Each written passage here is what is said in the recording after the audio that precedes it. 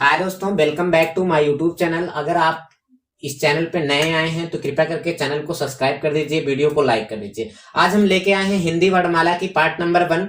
हम इस चैनल पे जो है पूरा मैथ और हिंदी और रीजनिंग पूरा आपका कवर कराने वाले हैं। आपकी एसएससी जीडी और यूपी पुलिस की मुख्य रूप से जो वैकेंसियां आने वाली है उसको हम टारगेट करके लेके चल रहे हैं। ठीक है, चलिए स्टार्ट करते हैं। आज हम लेके आए हैं वर्णमाला चैप्टर, पहला आपका हिंदी है। तो वर्णमाला क्या होती है, पहले तो हम वर्णमाला की परिभाषा देखेंगे। परिभाषा इसकी क्या हो जाएगी, वर्णमाला की परिभाषा। ठीक है, परिभाषा क्या, वर्णमाला किसे कहते हैं, इसके नाम से ही पता है, आपका दिख रहा है वर्ण धन माला, यानी कि वर्णों के व्यवस्थित समूह को हम क्या बोलते हैं, वर्णमाला।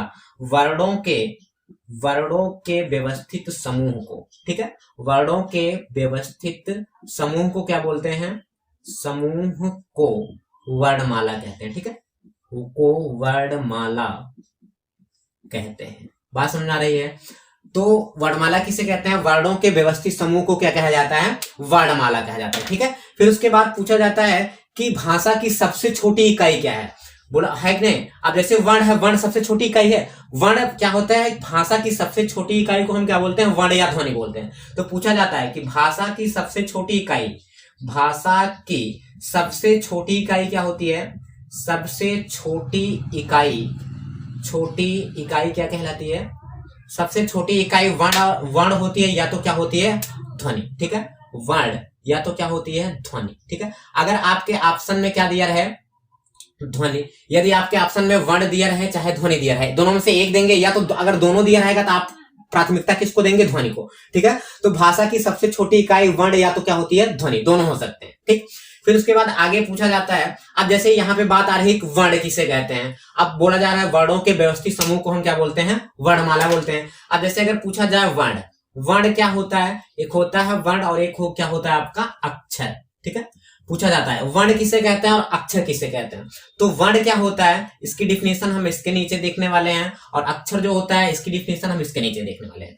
तो वर्ण क्या होता है, वर्ण ऐसे होते हैं जिसको हम बोल नहीं सकते। वर्ण जो होता है इसको हम बोल नहीं सकते, ना तो इसको हम अलग अलग कर सकते हैं, ये अपने आप में स्वतंत्र होता है। जैसे इसको क्या कर सकते हैं, ना तो बोल सकते हैं, ना तो क्या कर सकते हैं, ना तो बोल सकते हैं, ना तो क्या कर सकते हैं, ना अलग अलग लिख सकते हैं। ठीक है, ना अलग अलग विभाजित कर सकते हैं, अलग अलग क्या कर सकते हैं, विभाजित कर सकते हैं। जैसे विभाजित कर सकते हैं, यानी कि वर्ण जितने भी होते हैं ना तो हम उनको बोल सकते हैं, ना उनको अलग अलग हम विभाजित कर सकते हैं। बहुत बार पूछा जाता है कि वर्ण किसे कहते हैं, जिसको हम ना तो बोल सकते हैं, ना तो क्या कर सकते हैं, विभाजित कर सकते हैं। जैसे उदाहरण में अगर लिखा जाए, आपने देखा होगा कि का के अगर ऐसे अंदर हलंत लगा दिया जाता है, तो कहने का मतलब अगर का में हलंत लगा है तो इस का में से हमने पहले ही आ को अलग कर दीजिए। अब सोचो, किसी अगर का बोल रहे हैं तो आ उसके साथ निकल रहा है, लेकिन अगर हम ऐसे लिख दिए कि इसमें से हमने पहले से ही क्या कर दिया है, आ हटा दिया है। अगर इसके अंदर हलंत लगा रहता है, इसमें से का में से हमने क्या कर दिया है, आ को निकाल दिया है। अब सोचो का में से आ को निकाल दे, बोल जैसे गूंगे एकदम है नहीं। अगर जैसे वर्ड है, का लिखा गया है, अगर का पे हलंत है, ऐसे हलंत लगा दिया गया है, कहने का मतलब का से हमने किसको निकाल दिया है, आ को, जिसको हम ना तो क्या कर सकते हैं, अब जैसे का आ निकाल लीजिए का में से, तो हम बोल सकते हैं, का को नहीं बोल सकते। तो वर्ण क्या होता है, जिसको ना तो बोल सकते हैं, ना तो उसको हम अलग अलग विभाजित। अब सोचो कि अगर अब पहले हमने का में से आ निकाल दिया, अब इसको और विभाजित कर सकते हैं, अब क्या विभाजित कर देंगे। कहने का मतलब वर्ण जो होता है ना तो बोला जा सकता है, ना तो उसको हम क्या कर सकते हैं, विभाजित कर सकते हैं। उसी को हम क्या बोलते हैं, वर्ण बोलते हैं। जैसे उदाहरण में लिखा जाए का, खा, गा, जितने भी अगर अंदर हलंत लगा दीजिए वो सब क्या होंगे, आपके क्या कहलाएंगे, वर्ण कहलाएंगे। आशा कर रहे हैं कि आपको बेहतर समझ में आ रहा होगा। चलिए अगले की तरफ चलते हैं। अक्षर क्या होता है, वर्ण के बाद दूसरा बात आती है अक्षर। ठीक है, तो अक्षर क्या होता है, अक्षर की परिभाषा देख लीजिए, ये भी बार बार पूछा जाता है, अक्षर। ठीक है, अक्षर किसे कहते हैं, अक्षर क्या होता है, जैसे अभी हमने वर्ण में बताया, उसको ना तो विभाजित कर सकते हैं, ना तो बोल सकते हैं। वर्ण अक्षर को क्या कर सकते हैं, इसे विभाजित कर सकते हैं, इसे क्या कर सकते हैं, इसे विभाजित किया जा सकता है, विभाजित किया जा सकता है, किया जा सकता है, और इसे अलग अलग, और इसे बोला जा सकता है। ठीक है, और इसे क्या कहा जा सकता है, बोला जा सकता है, बोला जा सकता है। जैसे अब पूछा जाए, जैसे अगर लिखा जाए का, खा, गा, अब अगर इसके अंदर हलंत नहीं लगा है तो हम इसको का को बोल सकते हैं, का में आ जुड़ा है, और इसको अगर हम अलग अलग विभाजित करना चाहें तो हम इसको लिख सकते हैं का में हलंत प्लस आ।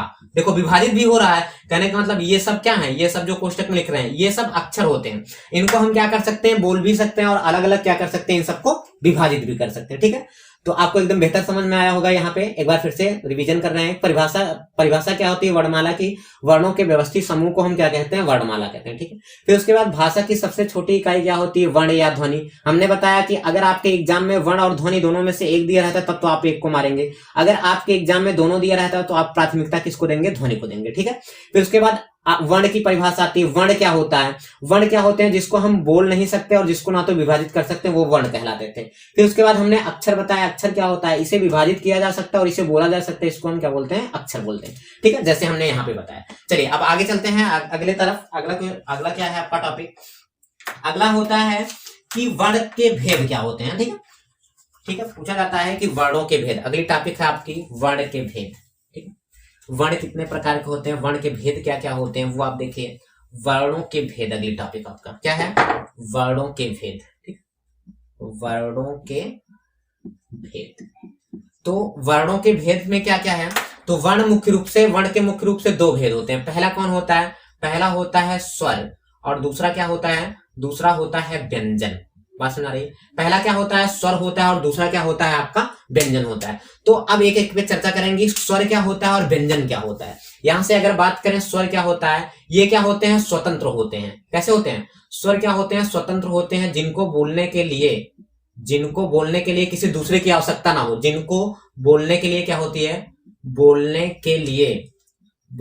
के लिए अन्य की आवश्यकता ना हो, अन्य की आवश्यकता ना हो, उसे हम क्या बोलते हैं, वर्ण बोलते हैं। वर्ण क्या होता है, जो स्वतंत्र होते हैं, जिनको बोलने के लिए किसी दूसरे की आवश्यकता है, किसी को सहारा नहीं लेना पड़ता, वो सब क्या कहलाते हैं, आपके स्वर। ठीक है, स्वर जैसे अगर बोला जाए आ इ उ ए आई ओ आओ, अब सोचो इनको बोलने के लिए आ से लेके अंक आह तक जितने भी है वो सब आपके क्या कहलाएंगे, स्वर कहलाते हैं। यानी कि उनको बोलने के लिए किसी अन्य की आवश्यकता नहीं होती, वो सारे क्या कहलाएंगे, आपके स्वर कहलाते हैं। ठीक है, फिर अब देख लेते हैं व्यंजन क्या होता है। व्यंजन क्या होता है, इसको बोलने के लिए किसी अन्य की आवश्यकता होती है। इसमें क्या होता है, व्यंजन में अन्य की आवश्यकता होती है। ठीक है, आवश्यकता होती है। जैसे अब बोला जाए का को बोलने के लिए देखिए आपका का बोल रहे हैं प्लस उसको स्वर की भी आवश्यकता होती है। व्यंजन की एक डिफिनेशन यह भी लिख सकते हैं, जिसको बोलने के लिए स्वर की आवश्यकता होती है उसको हम क्या बोलते हैं, व्यंजन बोलते हैं। या तो ऐसे भी लिख सकते हैं, जिसको बोलने के लिए अन्य की आवश्यकता होती है उसको हम क्या बोलते हैं, व्यंजन बोलते हैं। बात समझ में आ रही है आपको यहाँ पे। चलिए अब हम बात करते हैं सिर्फ स्वर को उठाएंगे, पहले स्वर का पूरा देखेंगे, फिर उसके बाद हम व्यंजन उठाएंगे, व्यंजन को पूरा देखेंगे। ठीक है, तो पहले उठाते हैं कि स्वर। स्वर हमने बताया स्वर क्या होता है, जो स्वतंत्र रहते हैं, जिनको बोलने के लिए किसी अन्य की आवश्यकता होती है उसको हम क्या बोलते हैं, स्वर बोलते हैं। अगर बोला जाए, अब यहाँ पे अगर बोला जाए कि व्यंजन के, जैसे हम पाली में कितने, संस्कृत में कितने स्वर होते हैं, संस्कृत, फिर उसके बाद पाली में कितने स्वर होते हैं, संस्कृत, पाली और प्रकृति। ठीक है, प्रकृति, अपभ्रंश और क्या, हिंदी। ठीक है, हिंदी पूछा जाता है आपका, बार बार पूछा जाने वाला क्वेश्चन कि स्वर में संस्कृत में कितने स्वर होते हैं, पाली और प्रकृत में कितने स्वर होते हैं, अपभ्रंश में कितने स्वर होते हैं और आपके हिंदी में कितने स्वर होते हैं। तो अगर बात की जाए संस्कृत में कितने स्वर होते हैं, आपके कुल होते हैं 13 स्वर, और पाली और प्रकृति दोनों में आपके कितने स्वर होते हैं, 10 स्वर, 10 इसमें होते हैं, 10 इसमें होते हैं। अगर पूछा जाए अपभ्रंश में कितने स्वर होते हैं आपके, तो अपभ्रंश में आपके कितने स्वर होते हैं, 8 स्वर होते हैं। अगर हिंदी में पूछा जाए तो आपके 11 से कितने स्वर होते हैं, 13 स्वर। अगर हम अब बात ये आती है 11 और 13, जैसे अब यहां लिखा गया 11 और 13 दोनों होते हैं हिंदी में। अब अगर आप अदर स्टेट में आप पेपर देने जाते हैं तो वहां की बोर्ड कितनी मानते हैं, 11 मानते हैं हिंदी में स्वर।